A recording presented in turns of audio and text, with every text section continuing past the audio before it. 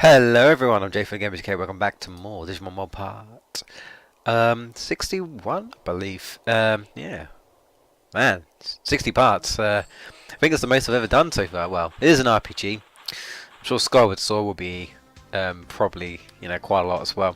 But we're not too far on. Like I say, if I was just doing the main stuff and didn't want to do anything else, then this could possibly considered to be the last video. But it seems I'm a completionist. I like to do everything. Yeah, we're carrying on with the rare cards, whatever you want to call them. Overpowered cards is probably what I've named the title of them, something like that.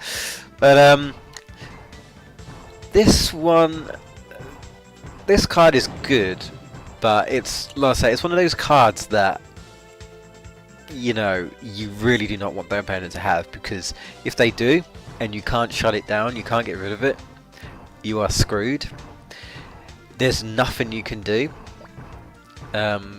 So yeah, make sure to have a freeze bug, especially when fighting these opponents, if you can, to try and stop him. Of course they will use a freeze bug as well, but if you could use maybe vicious hacking to get it out of his hand.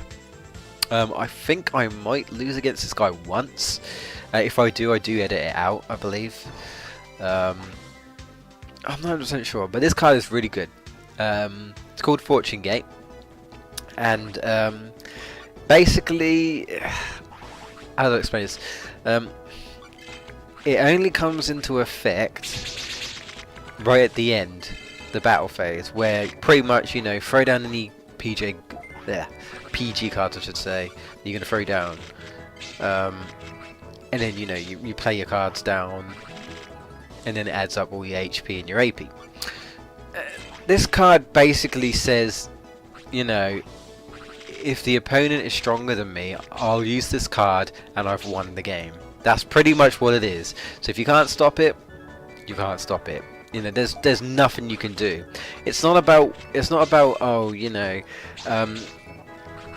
get rid of destroying some monsters on the field or something, anything like that. It's literally, if you can't stop that card, you've lost. You might think you've won, but you've lost. You've lost, basically. You could have the highest amount of, HP and AP. You think you've won. You might even have a freeze bug or something. Some other good cards in the waiting or whatever. And then you come to this, and you might think whether to get rid of it or not. I would, obviously, straight away, but then obviously uses a freeze bug. Now you might not notice anything happen, like I say, it only happens in the battle phase. So you might initially think, so when does this actually happen? When does it? Can I do anything about it? Nope. If you can't freeze bug it or remove it from his hand or deck, you are screwed if he uses this card. It's very good for you, obviously, if you can, use it yourself. But yeah, this one's definitely an overpowered card, in my opinion. If used, if used correctly. Then again, you can get it wrong. I think here I'm trying my brown folder, just to see, but it failed, so I just skipped ahead.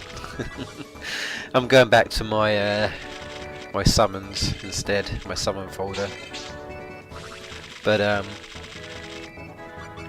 yeah, it's a shame. Back when I used to play this, I used to have a really good round folder, but I wanted to try something different. And to be honest, my summon folder has worked wonders, and have done better than the brown folder. I'd say the brown folder, it can be a really good folder, but they're more vulnerable to being destroyed. So it's like you take the risk. But it doesn't have to worry about any special summons or anything. You can just summon everything, and they've got some decent brown program cards as well. But I definitely recommend getting this one if you don't want to get like some of the monster ones. If you don't want to do this 100% or whatever, if you don't want to collect all the stuff, if you want to get like certain of these, then I definitely recommend getting this PG card, because this one is just bam, it's overpowered. I get the other ones obviously, but I'm not going to use all of them. You know, even some of the really good ones, I'm not going to use all of them because I don't need to. You know, here it is. Fortune Gate exchanges the total HP and AP of both players. I've got 1918 right there, right? He's got 712. He'll have 712 as well. Well, no, sorry. I'll have 712 and he'll have 1918. There's nothing I can do. You know, nothing.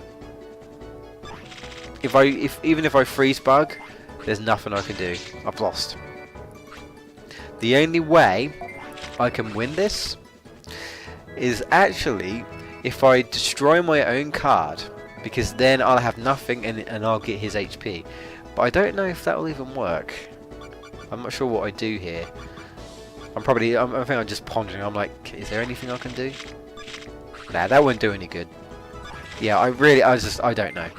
It's the only other way I could say to Gino to get rid of it. Yeah, there you go. It affects when you get into the battle, so I've lost. There was nothing I could do. I could have the most powerful field of cards, and it wouldn't mean a damn thing because that card just basically says I win. It's your I win card, pretty much, for the most part. But yeah, I didn't think about it then, but I probably could have used that other card, that other rare card, to just destroy everything on the field. But obviously the problem with that is he would have to have summoned something. And if he didn't summon anything, I would have been screwed. If he had summoned something, then I would have won. You know, that's the only way you could like get around it. Is, you know, if he is going to use that card, then, you know, have like, say, an Eclipse. I think if you have like an Eclipse Undo or something, you could choose to get rid of a card on the field. I don't think it has to be your opponent. I'm not 100% sure, but you know, if you've got a card that can destroy either your field or his field, you know, that's a good way of countering that card. If you can't freeze bug it, of course. It was a close match, but I believe I do win in the third round.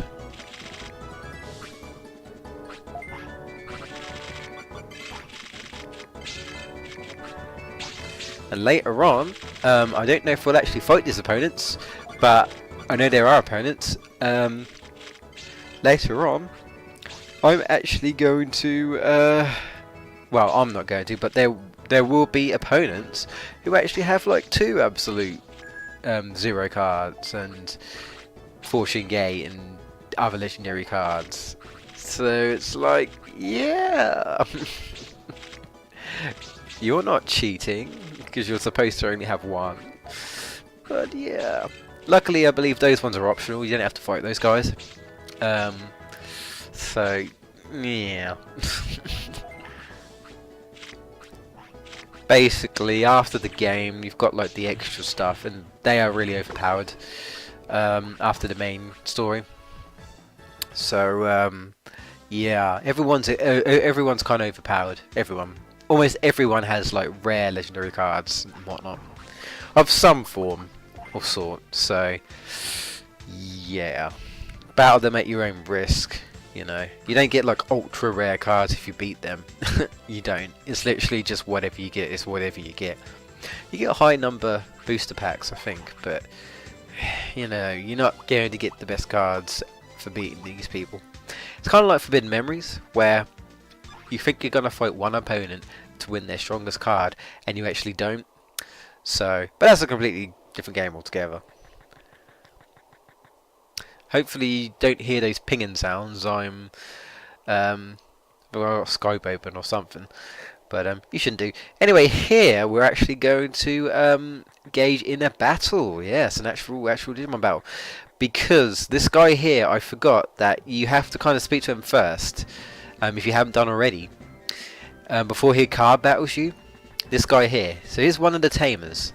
Let's see, with Weapon X properties. You might have noticed him before when we came into the Mirage Tower. Basically, if you speak to him earlier on in the game, normally he'll be like, "Oh, you know, you're too weak. Come back when you've gotten stronger. I need better data." And it's like, all right then, fine. Basically, you need to get your Charism up high enough. Obviously, you know, in the normal way would be just to level up. So, in his way, it's like, you know, your Digimon are going to be strong enough because in order to get your Charizard up, you need to level up. His Temperamon, I don't know, I think it's this one. It's actually quite strong. Granted, I take him out with ease because I've leveled up my Digimon, but like, I think I fought him with like a level 42 Gallantmon, and his Temperamon was, it took ages to take down. I mean, that's a rookie, but it's obvious that that's like a level 50 Temperamon or something ridiculous like that, something ridiculous like that. It's like mega, mega rookie sort of thing. And then you talk to him again, and then he battles you for your cards. I don't know if it's like that with everyone. I think some people you can just card battle. Others you have to kind of, Digimon battle. But here, yeah, we're actually going to battle him. Now, I believe... No, never mind. I forgot. I was going to say, I think I know what this card is, but I think it's this like white javelin card, I believe. Yeah, it is. So here's a white folder. Don't have to worry about freeze bugs. Hallelujah. So, use them freeze bugs. I got one there. Lovely job. I got 3 Angemons. Now the good thing is, another thing is that you could go in with a white folder, and his card won't do anything because it affects everything apart from white monsters. It's like quite overpowered, but not quite. So it's like if you have white monsters, then the card won't actually affect you. But it essentially just destroys all cards on the field that aren't white, basically. So yeah, it's a pretty good card. It's kind of like some of the other cards I've that you get and whatnot that do similar things, that destroy things on the field and whatnot. So yeah, it's pretty good.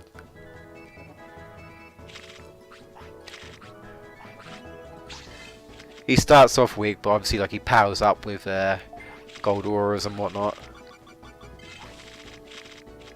Yeah, don't take these tamers lightly. Think of them like you've been fighting the BKs, the BK Ogmons and the Numons, because they are tough. I think I was debating. I was like, can I freeze it? Can I? Should I? Do I want to risk it? Sort of thing. But yeah, you're fine. You can freeze bug because he can't do anything about it.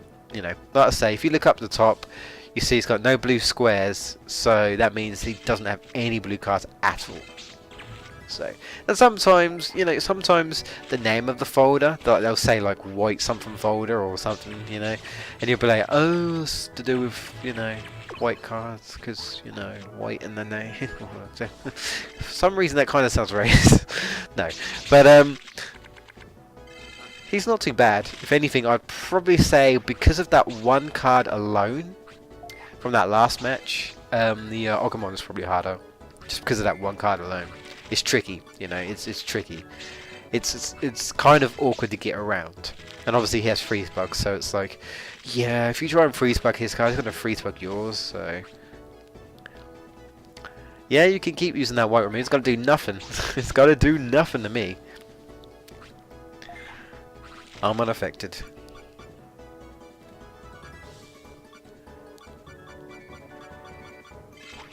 I'm just debating on what card to get. I think I might get Haguramon or something, I'm not sure. Boost them up. Or I might even just get Angemon actually.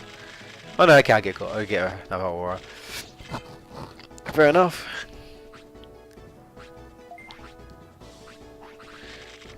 Now the PG card coming up is actually probably my most favourite card. Just because, it helps you get more cards from your deck. Pretty much. It's like a bit like a Pot of Greed, but better. Pot of Greed from Yu-Gi-Oh, of course. But yeah, this one's a close battle actually. He managed to summon 3 powerful megas.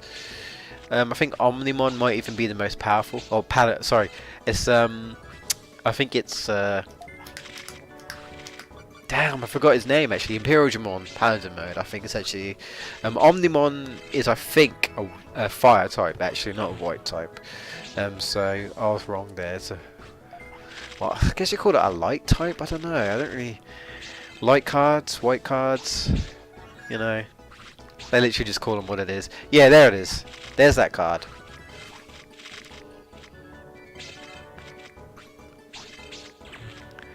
Yeah, we'll have a look at that at the end. But that would have destroyed my my Hagurumons right there. But I could just freeze bug, so that's handy. Didn't have to worry about that. And I think I was just thinking, am I going to win? Am I? I do. It was close though, you know. There's some pretty high stats there, but I managed to beat it. I got in the 200s, and that was enough to take care of him.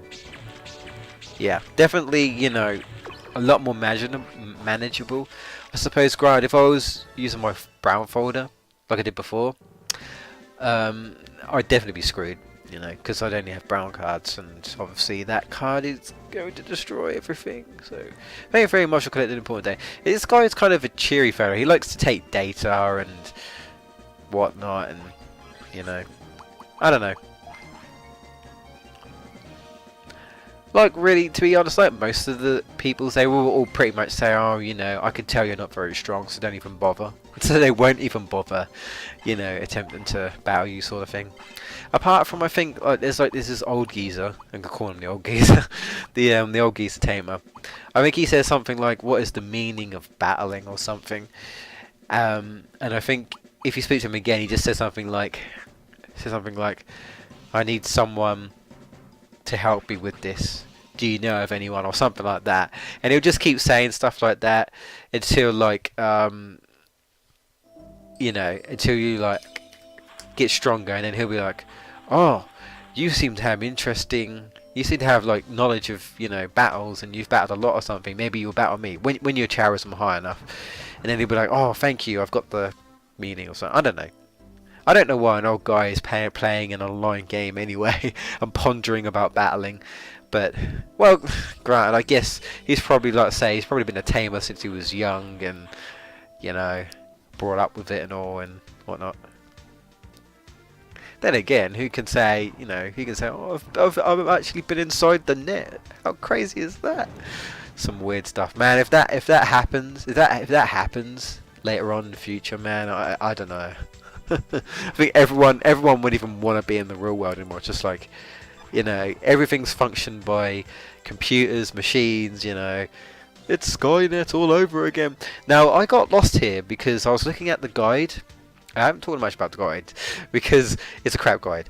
You know, last time I believe I mentioned when I was using it, it wasn't quite accurate.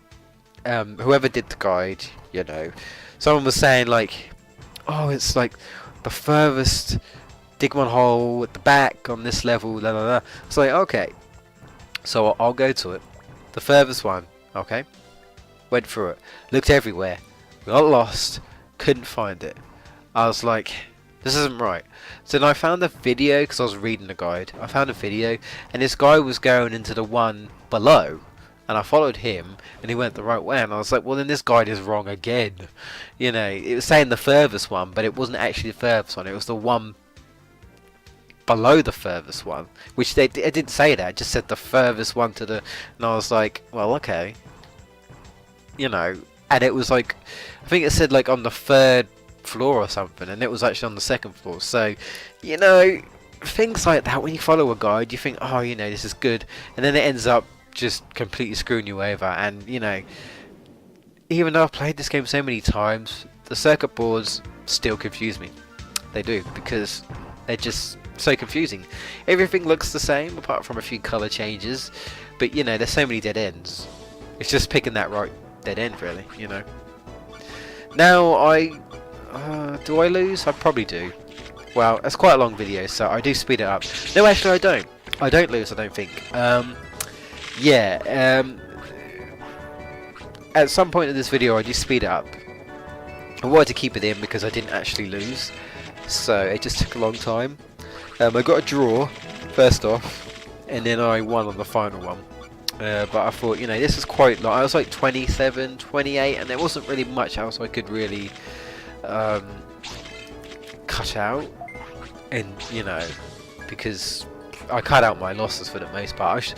I show you sort of, you know, what he does, and then I just kind of skipped ahead for the most part. But I was like, well, I've cut out the battle, so there isn't really, you know, I wanted to leave that one battle in. There wasn't really anything else to cut out, so I thought, you know what, you guys can still see what I'm doing and stuff. I'll speed up. I mean, I might do it for the last 2 videos. I've probably got 2 more videos, I would say. So I believe this one is the last BK Ogumon, and we don't come across any more new monster, I think. And then it's definitely the Tamers, the last, but not least the Tamers, which probably have the best cards, you know, arguably. But this guy, I think this guy, he's the one, and they're all in the Asuka server, they're all in the light server. This guy, he is the one who has my favourite card, I believe. There it is, Desire Access, I love it. Basically, Desire Access enables you to draw a fresh hand, which is 6 cards. Love it, love it. You know, if you're screwed and he can't use Freeze Bug to stop your Desire Access and you need better cards, you know, you could just use that and go, boom, there you go. Kind of reminds me of the card Reload from Yu-Gi-Oh series.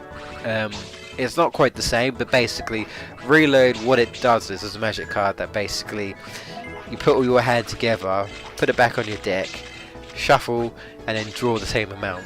So obviously if you had 6 cards and then you used Reload, you'd have 5 brand new ones, but you know, not quite the same. But yeah, I really like that card. And as you may have guessed, there are opponents that have like 2 of them. That's like, come on, really? These are supposed to be like those, you know, limited edition cards when you're only allowed. But that's the AI. You know, the AI can cheat. If Forbidden Memory has told me anything, it's that you can have 4 Blue Eyes White Dragons when you can only have 3. What? Yeah, that makes no sense. That and the AI actually have like random selection of control of their hand in that game, so there you go. And actually 4 Blue Eyes Ultimates, I think, at one point. Yeah, and 4 Raigekis, Pegasus, but again, that's another game which I've already done.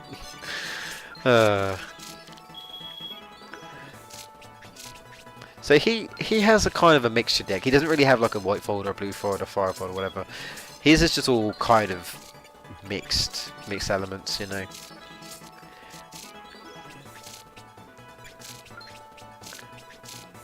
So there's no easy way to combat it.